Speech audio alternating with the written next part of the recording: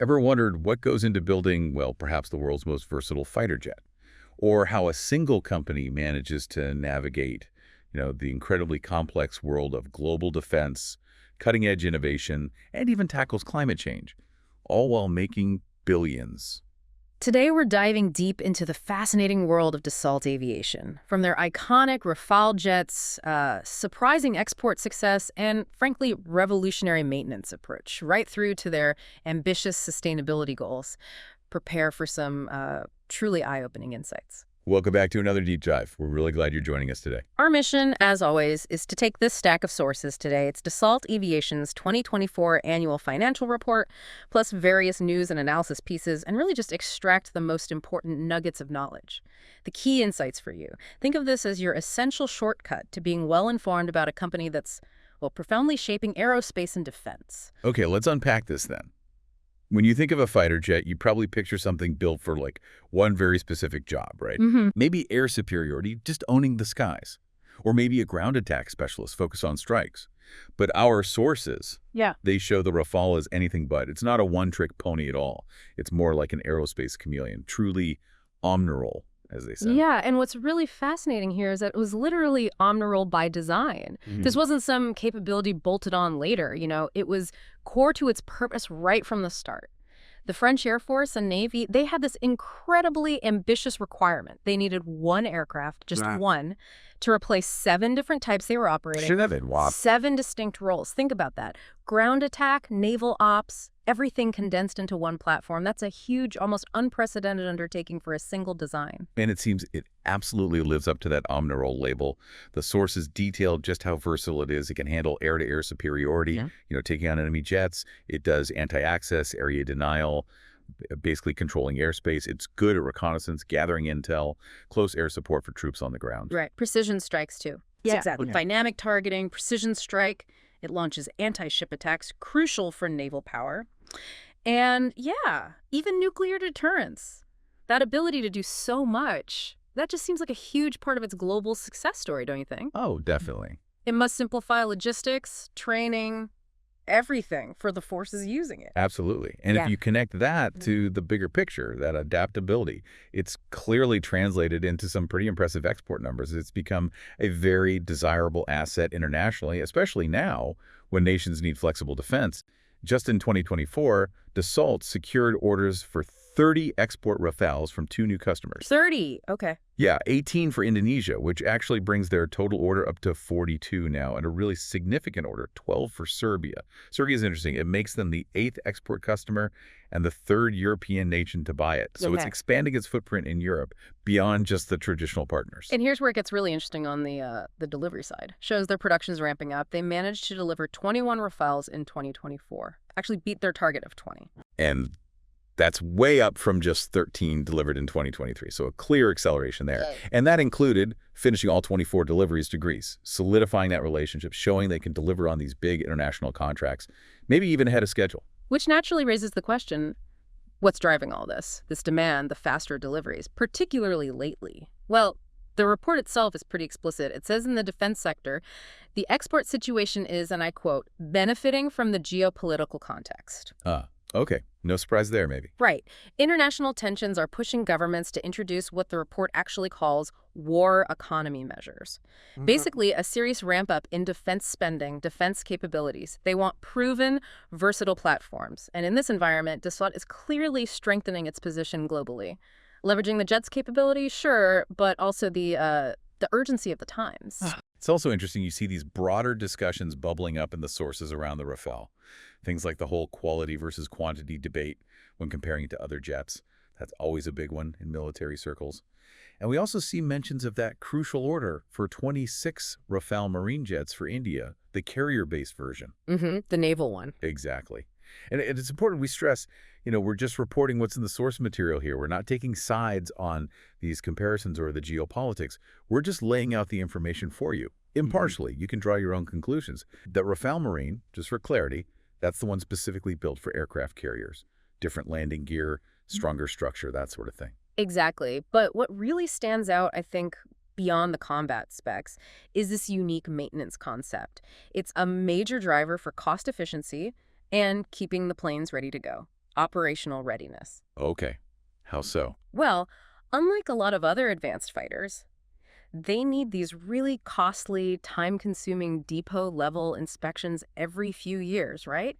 Grounds the plane for ages. Right, I've heard about that. The Rafale. It's designed so for its entire service life, it doesn't have to leave its operational base for major maintenance. Think about the strategic advantage there. Constant presence, fewer logistical headaches, always available. That's huge. It is. The M88 engine, for example, it's modular, made of 21 modules. So if something needs fixing, you just ship the module or the part, not the whole engine. You don't even need heavy test gear or a test bench right there on the flight line. Wow. Which drastically cuts costs and downtime, keeps the jets flying. And they've also developed these advanced corrosion protection methods using their experience with carrier jets, the harsh salt environment. It helps minimize those unpredictable showstopper maintenance problems that can really plague other aircraft. So those Rafale successes paint a really vivid picture of Dassault's engineering muscle, definitely. But to really get the full picture, the company's resilience, its future, we need to zoom out a bit, look at the financials underpinning all this. How do these wins translate to the company's overall health? Yeah, good question. And the picture looks, well, pretty robust. Their total consolidated adjusted net sales rose significantly to EUR 6.23 billion in 2024. That's a big jump from 4.8 billion in 2023. Okay. And this isn't just like slow growth. It reflects that strong global demand, especially for Rafale, but also steady performance from their Falcon business jets. Consolidated net income also saw a really substantial increase, hit EUR 924 million, compared to 693 million in 2023. Wow, nearly $1 billion in net income. Exactly. And get this, a full 68% of their business comes from exports. That really just hammers home their global reach, the international demand. They're a massive player on the world stage. And that growth, you can see it reflected in their backlog too, right? It hit, what, EUR 43.2 billion at the end of 2024, up from 38.5 billion. That's an enormous amount of future business locked in. It really is. For a company in this industry, with the long development times, complex sales, a backlog like that isn't just a number. It gives them incredible stability, lets them plan long-term, helps de-risk those big R&D investments. It's a huge competitive advantage. And their commitment to that long-term growth, staying right at the cutting edge, it's clear from what they're working on now, across both military and civil. They're constantly upgrading the Rafale, working on the F4 standard right now, which isn't just minor tweaks, It's a big leap in network-centric combat. New weapons, advanced sensors, better connectivity, making the Rafale a really smart node in a bigger battle network. Okay. Then on the civil side, they're developing the Falcon 10X business jet, super large, ultra long range. First deliveries planned for late 2027. And crucially, they're pushing ahead with Phase 1B of the new generation fighter, the NGF demonstrator. That's part of the Future Combat Air System, FCAS. The big European next-gen project. Exactly. A really vital program for European defense. Plus, they're working on specialized mission aircraft, too, like Absamar and Archange for surveillance. So not just building current stuff, but actively shaping the future of air combat and ISR. And this isn't just about building the new planes, is it? It's critically about protecting the tech, the intellectual property that goes into them. Absolutely critical. Our sources explicitly highlight protecting IP through secrecy, patents, copyrights, trademarks as a major ongoing challenge for them, especially with something as sensitive as FCAS NGF. They're actively guarding against technology linkage. They push employees to take measures, avoid accidental disclosures, and they strategically patent innovations. It's about maintaining that competitive edge and, frankly, national security interests, too. Right. And like any huge global company, they face risks they need to manage. Of course. And they meticulously monitor them. Supply chain difficulties are still a thing across the whole aviation industry. Post-pandemic issues linger. So Dassault does intensive internal monitoring, tries to anticipate supplier failures, keep things running smoothly, cybersecurity, industrial espionage. The report calls them very real risks, which makes sense given the classified nature of their defense work. Yeah, you'd expect that. And then for their business jets, the Falcon side, well, customers there are very sensitive to the global economy. Plus, restrictive air traffic regulations, things like unpredictable taxes or flight restrictions, that can negatively impact that side of the business, requires constant adaptation. Okay, so beyond the fighter jets, beyond the business side, our deep dive found something maybe a bit surprising. Dassault's really quite aggressive push into sustainability. It kind of challenges that typical image of a pure defense company, doesn't it? It's not just window dressing. Absolutely. It's quite striking, actually. Dassault Aviation is fully engaged with the whole industry's commitment to carbon neutrality by 2050. They're aligning right with the Paris Agreement goals. They're actively promoting sustainable alternative fuels, SAF, aviation fuel from non-petroleum sources. Right. And they're aiming for a 100% SAF compatibility for all their aircraft in production by 2030. 2030, that's ambitious. It is, and it's potentially huge because S can cut the carbon footprint by like 80–90% compared to regular jet fuel over its life cycle.